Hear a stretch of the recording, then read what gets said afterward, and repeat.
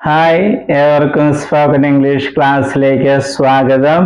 ഈ ക്ലാസ്സുകളിൽ നാം കണ്ടുകൊണ്ടിരിക്കുന്നത് ഇംഗ്ലീഷ് ഭാഷയിലെ വളരെ പ്രധാനപ്പെട്ട ഏതാനും വാക്കുകൾ, അവയുടെ അർത്ഥം, പ്രധാന ഉപയോഗങ്ങൾ ഇവയാണ്. ഈ ക്ലാസ്സിൽ നാം കാണുന്നത് എമംഗ് എന്ന വാക്കാണ്. AMONG, among. മറ്റൊരു വാക്കും ഉപയോഗിക്കാറുണ്ട്, എമംഗ്സ്റ്റ് എന്നുള്ളൊരു വാക്കുണ്ട്, ഇതേപോലെ തന്നെ ഉപയോഗിക്കുന്നതാണ് AMONGST, എമംഗ്സ്റ്റ്. ഒരേ അർത്ഥമാണ്, ഒരേ ഉപയോഗമാണ് എമങ്ങിനും എമംഗ്സ്റ്റിനും ഉള്ളത്. അത് മനസ്സിൽ വയ്ക്കുക, അതുകൊണ്ടാണ് ബ്രാക്കറ്റിൽ ഇട്ടിരിക്കുന്നത്. മറ്റൊന്നുകൂടി ഉണ്ട്, കഴിഞ്ഞ ക്ലാസ്സിൽ നാം ബിറ്റ്വീൻ എന്ന വാക്ക് കാണുകയുണ്ടായി. ഈ അർത്ഥങ്ങളാണ് ബിറ്റ്വീനും നമ്മൾ കണ്ടത്. ആ ക്ലാസ്സിൽ പറഞ്ഞിരുന്നു എമംഗ് എന്നൊരു വാക്ക് ഇംഗ്ലീഷിലുണ്ട്, ഇതേ അർത്ഥം, ബിറ്റ്വീൻ്റെ അതേ അർത്ഥം പോലെ ഉപയോഗിക്കുന്നത്. സാധാരണ രീതിയിൽ ബിറ്റ്വീൻ ഉപയോഗിക്കുന്നത് രണ്ട് വ്യക്തികൾ അല്ലെ രണ്ട് വസ്തുക്കൾ ഇവയുമായിട്ട് ബന്ധപ്പെടുത്തിയാണ്. എന്നാൽ എമംഗ് ഉപയോഗിക്കുന്നത് രണ്ടിൽ കൂടുതൽ വ്യക്തികളോ വസ്തുക്കളോ ഉള്ളപ്പോൾ എമംഗ് എന്ന വാക്കാണ് ഉപയോഗിക്കേണ്ടത്. ഈ വാചകങ്ങൾ നോക്കുമ്പോൾ ഇതിന്റെ അർത്ഥം കുറെ കൂടി വ്യക്തമാകും. I sat among the students. I sat, ഞാൻ ഇരുന്നു. എവിടെ? among the students, വിദ്യാർത്ഥികളുടെ ഇടയിൽ. ഇവിടെ the students എന്ന് പറയുമ്പോൾ രണ്ടിൽ കൂടുതലുണ്ട്.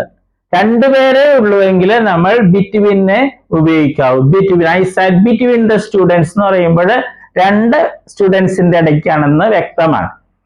among എന്ന് പറയുമ്പോൾ അർത്ഥം ഇടയിൽ നിന്ന് തന്നെയാണ് മലയാളത്തിൽ, പക്ഷെ ഇംഗ്ലീഷിൽ അത് പറയുമ്പോൾ രണ്ടിൽ കൂടുതൽ വിദ്യാർത്ഥികളുണ്ട്, മിനിമം 3 ഉണ്ടാവും. ഓക്കെ, ഈ വാക്കുകൾ നമുക്ക് ഉപയോഗിക്കാം. I sat among the students, വിദ്യാർത്ഥികളുടെ നടുക്ക് ഞാൻ ഇരുന്നു. അങ്ങനെ മലയാളത്തിൽ പറയുന്നത്. ഇംഗ്ലീഷിൽ എങ്ങനെ പറയും? I sat among the students. among the students, വിദ്യാർത്ഥികളുടെ. ഇവിടെ വിദ്യാർത്ഥികളുടെ എന്നുള്ള വാക്ക് ഓഫ് എന്നൊന്നും ഉപയോഗിക്കുന്നില്ല, നമ്മൾ ഈ രീതിയിലാണ് ഇംഗ്ലീഷിൽ പറയുന്നത്. ഇത് പ്രാക്ടീസ് വഴിയാണ് നമുക്ക് ഇതുപോലെ കിട്ടുന്നത്. ഓക്കെ, അല്ലെങ്കിൽ വിദ്യാർത്ഥികളുടെ മധ്യേ ഞാനിരുന്നു, വിദ്യാർത്ഥികളുടെ കൂട്ടത്തിൽ ഞാനിരുന്നു, അങ്ങനെയൊക്കെ നമ്മൾ പറയില്ലേ? അതല്ല ഇംഗ്ലീഷിൽ പറയുന്നത് എമംഗ് വെച്ചാണ്. എമംഗ്സ്റ്റ് എന്ന വാക്കും നമുക്ക് ഉപയോഗിക്കാം, പക്ഷെ കൂടുതൽ ഉപയോഗിക്കുന്നത് എമംഗ് എന്നുള്ള വാക്കാണ്. ചിലപ്പോ കവിതയിലൊക്കെ നമ്മൾ എമംഗ്സ്റ്റ് എന്ന വാക്ക് കാണും. ഇതേ അർത്ഥം തന്നെയാണ് ഉള്ളത്, ഇതേ ഉപയോഗം തന്നെയാണ്, എമങ്ങിന്റെ ഉപയോഗം തന്നെയാണ് എമംഗ്സ്റ്റിനുള്ളത്. ഓക്കെ, രണ്ടാമത്തെ വാചകം നോക്കാം. There is a secret among us. There is a secret among us. ഞങ്ങളുടെ ഇടയിൽ ഒരു രഹസ്യമുണ്ട്. ഇതേപോലത്തെ വാചകം ബിറ്റ്വീൻ പഠിച്ചപ്പോൾ നമ്മൾ കണ്ടിരുന്നു. There is a secret between us. There is a secret between us.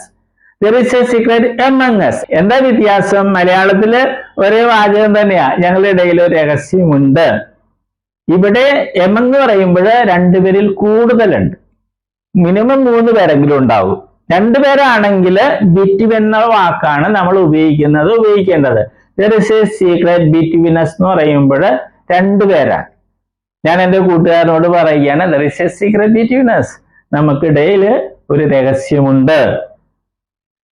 Okay, എന്നാൽ 2ൽ കൂടുതലാണെങ്കിൽ നമ്മൾ ബിറ്റ്വീൻ ഉപയോഗിക്കരുത്. ഏത് വാക്ക് ഉപയോഗിക്കണം?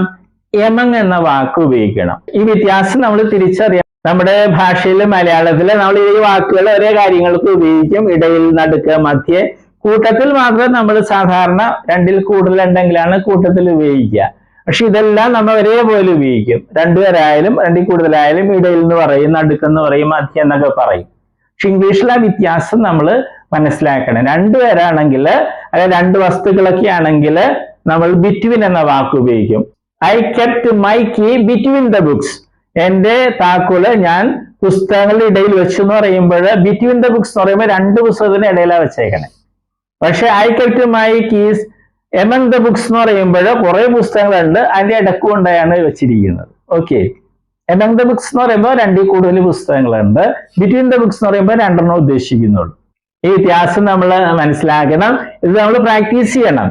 എല്ലാ ക്ലാസ്സിലും പറയുന്ന പോലെ ഈ വാചകം സബ്ജക്റ്റ് ഒക്കെ മാറ്റി വയ്ക്കുക, വെർബിന്റെ പല ടെൻസുകളൊക്കെ ഉപയോഗിക്കുക. നമ്മൾ പഠിച്ചത് അതിന്റെ അർത്ഥവ്യത്യാസമൊക്കെ അറിയാൻ പറ്റും. അതുപോലെ ഈ വാചകമൊക്കെ ആണെങ്കിൽ മറ്റു വാക്കുകൾ ഉപയോഗിക്കുക. I sat among my friends, I sat among my sisters. അതുപോലെ ഇവിടെയും നമുക്ക് പ്ലൂരലും മറ്റും ഉപയോഗിക്കാൻ പറ്റും. There are secrets among us. There are secrets among us, നമ്മുടെ ഇടയിൽ രഹസ്യങ്ങളുണ്ട്. ഓക്കെ, അല്ലെങ്കിൽ there was a secret among us, നമ്മുടെ ഇടയിൽ ഒരു രഹസ്യം ഉണ്ടായിരുന്നു. ഇവിടെയും നമ്മൾ എമങ്ങും ബിറ്റ്വീൻ തമ്മിലുള്ള വ്യത്യാസം മനസ്സിൽ സൂക്ഷിക്കുക. എല്ലാ ക്ലാസ്സിലും പറയുന്നത് പോലെ നമ്മൾ പ്രാക്ടീസ് ചെയ്യണം. പ്രാക്ടീസ് ചെയ്താൽ ഒഴുക്കോടെ സംസാരിക്കാൻ പറ്റും. അല്ലെങ്കിൽ നമ്മൾ ഇതൊക്കെ അറിഞ്ഞിരിക്കും, സംസാരിക്കാനൊന്നും പറ്റില്ല, ആ ഒഴുക്കൊന്നും ഉണ്ടാവില്ല. പ്രാക്ടീസ് ചെയ്യണം. ഒരാൾ കൂടി ഉണ്ടെങ്കിൽ തെറ്റുകൾ പറ്റുമ്പോൾ പരസ്പരം തിരുത്താൻ പറ്റും, പിന്നെ ബോറടിക്കുകയില്ല. പ്രാക്ടീസ് ചെയ്യേണ്ട രീതിയും മറക്കരുത്. ആദ്യം മലയാളം പിന്നെ ഇംഗ്ലീഷ്, ആ രീതിയിലായിരിക്കണം. അതുപോലെ ഈ വാചകം 10 പ്രാവശ്യമെങ്കിലും പറയണം. മലയാളം ഇംഗ്ലീഷ്, മലയാളം ഇംഗ്ലീഷ്, അങ്ങനെ 10 പ്രാവശ്യം ഈ വാചകം തന്നെ പറയണം. നേരത്തെ പറഞ്ഞതുപോലെ സബ്ജക്ട് ടെൻസ് ഒക്കെ മാറ്റിയൊക്കെ പ്രാക്ടീസ് ചെയ്യാൻ നോക്കുക. ഇനി വെർബ്സിന്റെ ലിസ്റ്റ് വരുന്നുണ്ട്. കുറച്ച് വെർബ്സ് എല്ലാ ദിവസവും പഠിക്കുക. കുറെ പഠിച്ച് കാണുമെന്ന് ഞാൻ വിചാരിക്കുന്നു. അതുപോലെ പുതിയ ഇംഗ്ലീഷ് വാക്കുകൾ, ഉച്ചാരണം, അർത്ഥം എല്ലാം പഠിക്കണം. ഒത്തിരി വാക്കുകൾ നമുക്ക് അറിയാമെങ്കിൽ നല്ല കോൺഫിഡൻസ് ആയിരിക്കും നമ്മൾ സംസാരിക്കുമ്പോൾ. Okay, all the best. നമ്മൾ വെർബുകളാണ് കാണുന്നത്. വെർബ്സ് എന്ന് പറയുന്നത് ക്രിയകൾ അല്ലെ, വരിക, പോവുക എന്നൊക്കെ പറയുന്നതാണ് വെർബ് അല്ലെ ക്രിയകള്. അപ്പൊ വെർബിന് അല്ലെ ക്രിയക്ക് ധാരാളം രൂപങ്ങളുണ്ട്. ഉദാഹരണമായിട്ട് മലയാളത്തിൽ എഴുതുക എന്ന ക്രിയ അല്ലെങ്കിൽ വെർബ് എടുക്കുക, അങ്ങനെ ഒത്തിരി രൂപങ്ങൾ. എഴുതുക, എഴുതും, എഴുതുകയാണ്, എഴുതിയിട്ടുണ്ടായിരുന്നു, എഴുതുവാൻ, എഴുതുമായിരുന്നു, എഴുതണമായിരുന്നു, അങ്ങനെയൊക്കെ ധാരാളം രൂപങ്ങൾ മലയാളത്തിലുണ്ട്. അതുപോലെ ഇംഗ്ലീഷിലുണ്ട് ധാരാളം ഫോംസ്, രൂപങ്ങളുണ്ട്. അതിൽ 4 എണ്ണമാണ് ഇംഗ്ലീഷിലെ ഏറ്റവും പ്രധാനപ്പെട്ട രൂപങ്ങൾ. അതേതൊക്കെയാണ്? ഫോം എന്ന് വെച്ചാൽ രൂപം. Base form, present form, past form, past participle form. ഈ 4 രൂപങ്ങളാണ് ഏറ്റവും പ്രധാനപ്പെട്ടത്. കാരണം ഇംഗ്ലീഷില് എല്ലാ ടെൻസ് എന്ന് പറയുന്നത് അത് മറ്റൊക്കെ ഉണ്ടാക്കുന്നത് ഈ 4 എണ്ണത്തില് ഏതെങ്കിലുമൊക്കെ ഉപയോഗിച്ചാണ് ടെൻസും മറ്റും ഉണ്ടാക്കുന്നത്. അപ്പൊ ഈ 4 എണ്ണം അറിഞ്ഞിരിക്കണം, എങ്കിലേ ഇംഗ്ലീഷ് സംസാരിക്കാനും എഴുതാനൊക്കെ സാധിക്കുകയുള്ളൂ. നമ്മൾ ഉദാഹരണമായിട്ട് നമ്മൾ ബേസ് ഫോം അല്ലേ, ഉദാഹരണമായിട്ട് റൈറ്റ് എന്ന വെർബ് എടുക്കുന്നു. അതിന്റെ അർത്ഥം എന്താണ്? എഴുതുക. പ്രസന്റ് ഫോമില് റൈറ്റ് ഉണ്ട്, റൈറ്റ്സും ഉണ്ട്. ഇത് പ്ലൂറലാണ്, ഇത് സിംഗുലർ ആണ്. ഇതിന്റെ അർത്ഥം എന്താണ്? എഴുതാറുണ്ട് അല്ലെങ്കിൽ എഴുതുന്നു. ഇത് രണ്ടുപേരെ അർത്ഥം മലയാളത്തില്. പല കുട്ടികളും പ്രസന്റ് ഫോമിൽ ചോദിക്കുമ്പോൾ അവര് എഴുതുക എന്ന് പറയും. അത് തെറ്റാണ്. ഈ പ്രസന്റ് ഫോമില് റൈറ്റിന്റെ അർത്ഥം എഴുതാറുണ്ട് എന്നുള്ളതാണ്. എഴുതുക എന്നുള്ളത് ബേസ് ഫോമാ. ഇത് ഒത്തിരി പേര് തെറ്റായിട്ട് സ്കൂളിൽ പഠിച്ചിട്ടുണ്ട്. പാസ്റ്റ് ഫോമില് അതിന്റെ അർത്ഥം എന്താണ്? വാക്ക് എന്താണ്? റോട്ട്. അതിന്റെ അർത്ഥം എഴുതി എന്നുള്ളതാണ്. പിന്നെ പാസ്റ്റ് പാർട്ടിസിപ്പിൾ ഫോം ഉണ്ട്, അതിന്റെ റൈറ്റിൻ്റെത് റിട്ടൺ എന്നുള്ളതാണ് ആ ഫോം. അതിന് പല അർത്ഥങ്ങളുണ്ട്, മാറി മാറി വരും. പിന്നെ ഒരു കാര്യം നമ്മൾ അറിഞ്ഞിരിക്കുക, ഈ ബേസ് ഫോമും പ്രസന്റ് ഫോം പ്ലൂറലും, ബേസ് ഫോമും പ്രസന്റ് ഫോം പ്ലൂറലും ഇംഗ്ലീഷ് ഭാഷയിലെ വെർബുകൾക്ക് ഒരെണ്ണത്തിനൊഴികെ, ബി എന്ന വെർബിനൊഴികെ ബാക്കി എല്ലാ വെർബുകൾക്കും ഒരേപോലെയാണ്. സ്പെല്ലിങ്ങും ഉച്ചാരണമൊക്കെ ഒരേപോലെ തന്നെയാണ്. ഏത്? ബേസ് ഫോമും പ്രസന്റ് ഫോം പ്ലൂറലും. അർത്ഥം വ്യത്യാസമുണ്ട്. ബേസ് ഫോമില് എഴുതുക എന്നുള്ളതാണ് റൈറ്റ് എന്ന് പറയുമ്പോൾ, പ്രസന്റ് ഫോമില് റൈറ്റ് എന്ന് പറയുമ്പോൾ എഴുതാറുണ്ട് എന്നുള്ളതാണ്. ഇംഗ്ലീഷ് ഭാഷയില് 1,70,70,000-ലധികം വെർബുകൾ, ക്രിയകളുണ്ട്. അപ്പൊ അതില് ഈ വെർബ് ഒഴിച്ച്, ബി എന്നൊരു വെർബ് ഉണ്ട് ഇംഗ്ലീഷില്, അത് ഒഴിച്ച് ബാക്കി എല്ലാ വെർബുകളുടെയും ബേസ് ഫോമും പ്രസന്റ് ഫോം പ്ലൂറലും ഒരേപോലെ, ഒരേ സ്പെല്ലിംഗ്, ഒരേ ഉച്ചാരണം. ഓക്കെ, അതുകൊണ്ട് നമ്മൾ ഇത് പ്രത്യേകിച്ച് പഠിക്കില്ല. നമ്മൾ ഇത് 3 പഠിക്കുന്നത്. അത് നമ്മൾ സ്കൂളിൽ പഠിച്ചിട്ടുണ്ട് അല്ലെ. Come, came, come, go, went, gone, അത് തന്നെ സാധനം.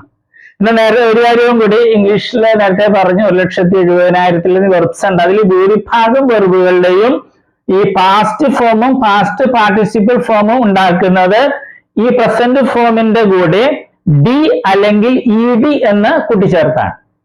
ഒരിക്കൽ കൂടി പറയട്ടെ, ഇംഗ്ലീഷ് ഭാഷയിലെ ഒട്ടുമിക്ക വെർബുകളുടെയും പാസ്റ്റ് ഫോമും പാസ്റ്റ് പാർട്ടിസിപ്പിൾ ഫോമും ഉണ്ടാക്കുന്നത് ഡി അല്ലെങ്കിൽ ഇ ഡി എന്ന പ്രസന്റ് ഫോമിന്റെ ഈ പ്ലൂറലിനോടുകൂടെ കൂട്ടിച്ചേർത്താണ്.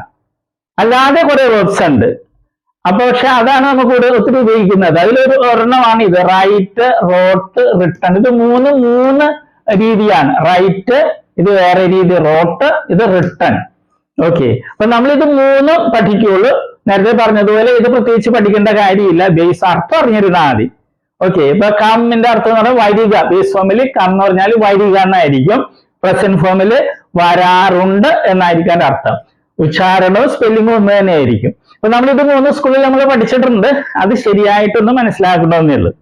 നമ്മളൊരു 16 ലിസ്റ്റ് വെർബുകൾ ഉണ്ടാക്കിയിട്ടുണ്ട്. ഏറ്റവും കൂടുതൽ ഉപയോഗിക്കുന്ന വെർബ്സ് ആണ് ഇടിയും ചേർത്തതും ഉണ്ട്. പിന്നെ ഈ പ്രത്യേകതയുള്ള വെർബ്സും ഉണ്ട്. അത് നമ്മൾ പഠിക്കണം.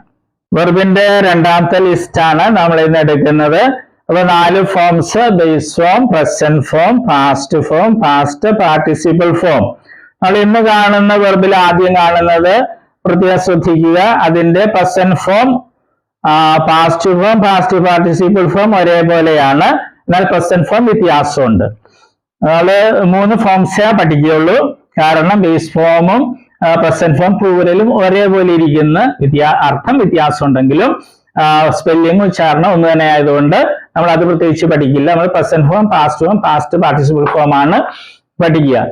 ഞാൻ വായിക്കുകയാണ്. അപ്പൊ നിങ്ങൾ ഇങ്ങനെ പഠിക്കണേ: bring, brought, brought; buy, bought, bought; catch, caught, caught; teach, taught, taught; think, thought, thought; fight, fought, fought; seek, sought, sought. ഇനി പ്രസന്റ് ഫോം പ്ലൂറലിന്റെ കൂടെ ഡി എന്നോ ഇഡി എന്നോ ചേർത്ത് കിട്ടുന്ന പാസ്റ്റ് ഫോമും പാസ്റ്റ് പാർട്ടിസിപ്പിൾ ഫോമും ഉള്ള വെർബ്സ് ആണ്. നമുക്ക് വായിക്കാം. Pull, pull, pulled; advise, advised, advised; agree, agreed, agreed; answer, answered, answered; bless, blessed, blessed; boil, boiled എന്നാണ് പാസ്റ്റ് ഫോം. ഇഡി എന്ന് ചേർക്കണേ.